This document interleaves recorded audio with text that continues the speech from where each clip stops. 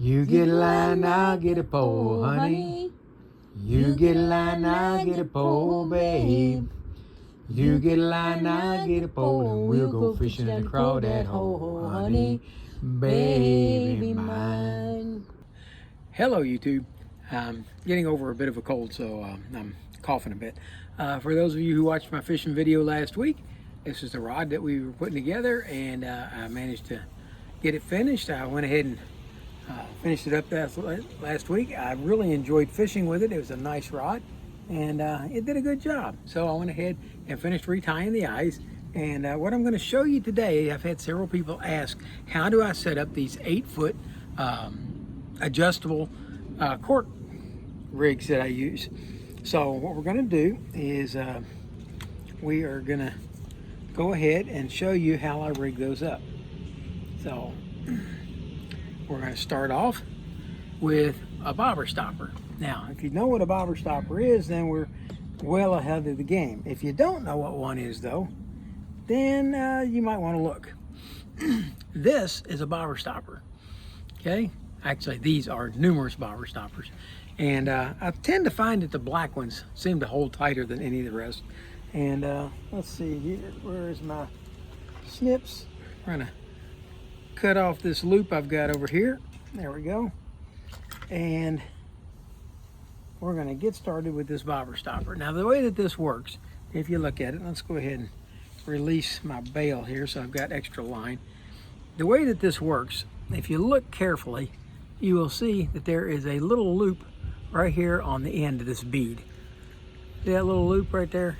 What we're going to do is we're going to take our monofilament line or braid, it doesn't matter, you can use either one, and we're going to take that and we're going to slide it through that loop. And it helps if you got decent eyes, which I don't. Okay, once you get it through that loop, then you take the bobber stopper and you pull it up, and I got a defective one. Let's try it again. And I got one black one left on here. These are old, these are like 15 years old, so it's not surprising to me that it failed. Well, I have some brand new ones over here that I just purchased, and let me show you those.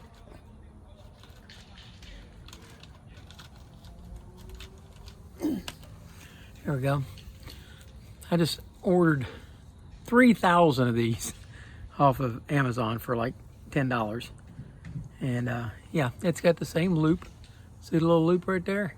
We're going to take that loop, we're going to put this eye through that loop, or mono through the loop, and then we're going to pull that bobber stopper up onto that monofilament. See there how it's sliding up onto it? And you just keep pulling until your loop comes through, and now you've got your bead on there. Okay, and we can adjust that bead simply by sliding it up and down the line to wherever you want it to be. And what we're going to do is we're going to set that so that the bait hangs exactly 8 feet down from that. Okay, now the next thing we're going to need to do is we're going to need to add a bead, because that bobber stopper, what did I do?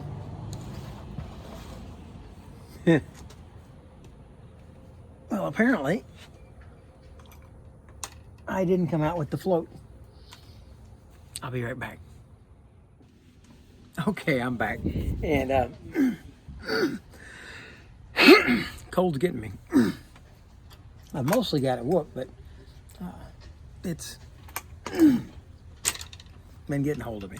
Okay, now if you use just a bead like this, what can happen is the hole in the end of your float, okay, may be large enough that that bead just slides up inside there, and that's what this one would do.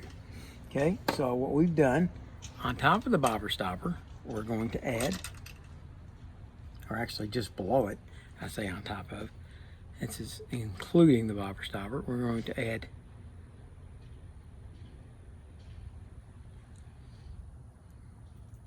a bead. There we go. There is the bead and the bobber stopper. Okay, we'll slide that on up. Now, what you will find is with a lot of these lines is the smaller the line it is, the more difficult it is to get it to go all the way through one of these floats.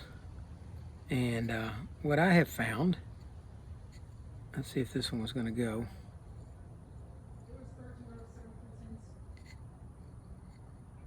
So far, so good.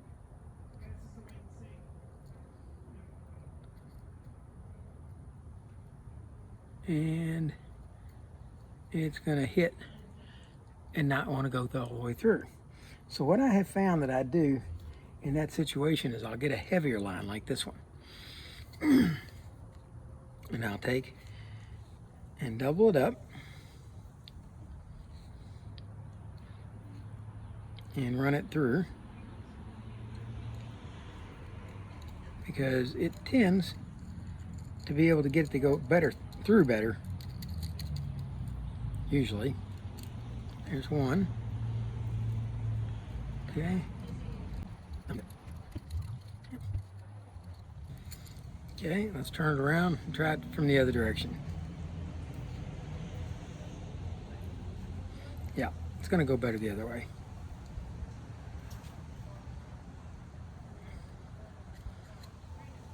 There. Now I've got both of them run through. That gives me a loop on this end, and now I can take my line and run that through this loop. Okay, and I'm going to hold it out here like this so I can hold on to it, and then I'll take this line and I will pull it down through until it comes out the other end. Now we have a bead, a bobber stopper, a bead, and the float. And you see that hits pretty firmly right there. So that's going to stay there. And now what can happen is when you hit a big fish, if he pulls it down deep, the pressure of the water pressure against this can push it on up the line. But so far, so good. Now we don't need this. I keep one of these on the boat all the time so I can run it through. Makes it easier to do. Now, with that done, the next thing that I have is my rig. And I have these pre-made up. Okay, and it consists of a hook, okay, and then about a 12-inch leader, usually 30-pound test line, with a bead. And the only reason I put that bead there is to protect the knot from getting beat up by the weight. And then that no-roll sinker slides on there. All right, and there's another bead there to help keep the no-roll from beating up that knot. And then there's a swivel. And I keep these pre-made up. I've got about 25 or 30 of them made up in my box at all times because I have a tendency to bust them off quite a bit.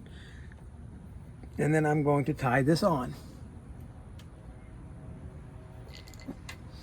And somebody out there is going to ask me what the name of this knot is, and I will go look it up so that I can post it. It's going to be right where? Right there. And basically what it consists of is doubling up your line and running it through, bringing it up, and then running a loop at the top. And then, I don't have this tight. Let's try it again. I've got this rod. I'm trying not to beat up my paint job. Okay. Let's try this again.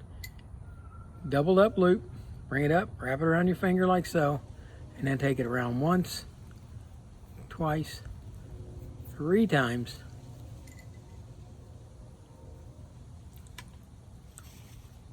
And then take and feed it through this loop that's at the top.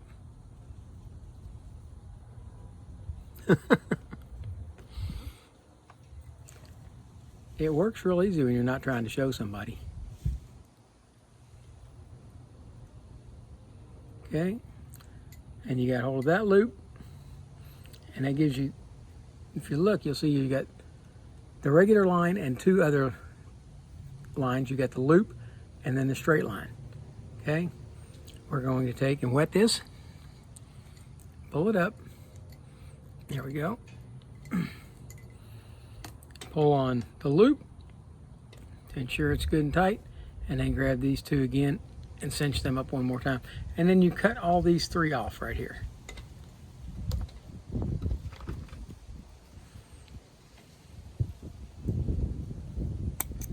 So that you end up with these three little tags.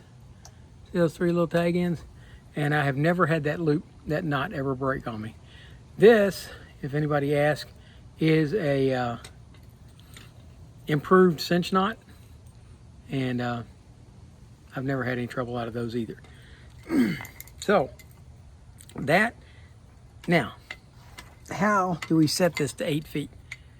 Well, I'm gonna move the camera back.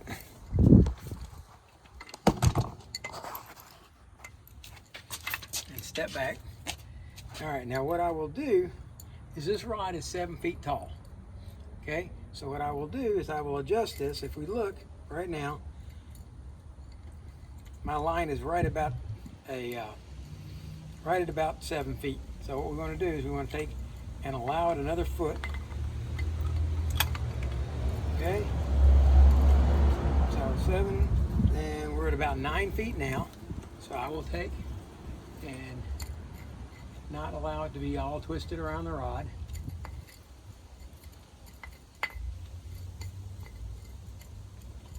There we go, like so. And now I will adjust it to where the bait is going to be right at 12 inches down. Ooh, how did I manage to do that? There we go. Right at 12 inches down from the length of my rod. And now I will take and slide this bobber stopper up until it gets to the tip. And now I have it adjusted for an 8 feet depth, and you can now wind it on in. The bobber stopper runs on through like so, and now we have a rod that is rigged so that the bait will sit exactly 8 feet down from the tip of the float. And I'm not real sure why that matters so much, but what I will tell you is that for over 20 years I've been fishing for redfish out there at that lake, and when fishing on the surface, the only depth I've ever caught redfish is at 8 feet deep.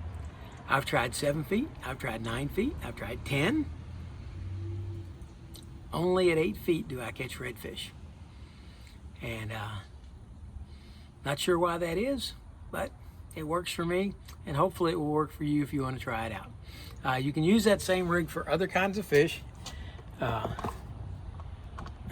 hope you find this useful. And it doesn't have to be that type of a slide float. Any float that you can get to slide up and down.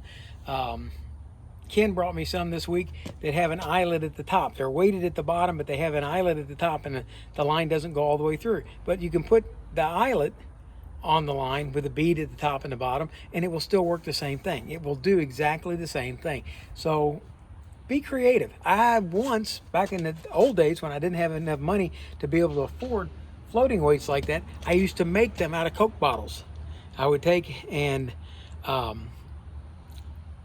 take a Coke bottle, the plastic like Diet Coke bottles, and I would paint the bottle to whatever color I wanted it to be, and I would take and heat up a swivel, and take the swivel and stick it into the cap, and it would melt its way right through the cap and pull it up to the top, and then I would glue it to seal it up, and then screw the lid on, and that's a float, and it works perfect. You can, because that swivel has an eyelet that allows it to be able to slide up and down, you can adjust that and put a bead at your depth that you want it to be and do exactly the same thing. So I hope you found this instructive and useful. If you did, hey, give it a shot. If you didn't, that's okay. Maybe I just wasted 11 minutes of your time. So for now, that's Rick Stivers of YoungMartin'sReels signing out.